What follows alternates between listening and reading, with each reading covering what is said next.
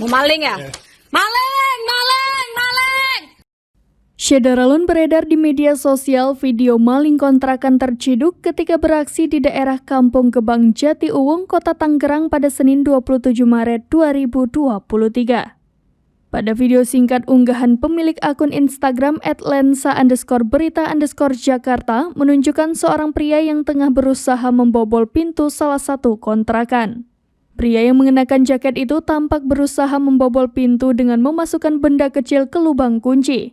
Merasa ada yang tak beres membuat pemilik rumah bergegas mengintip dari jendela dan benar saja ada seorang pria yang berusaha membobol pintu kediamannya.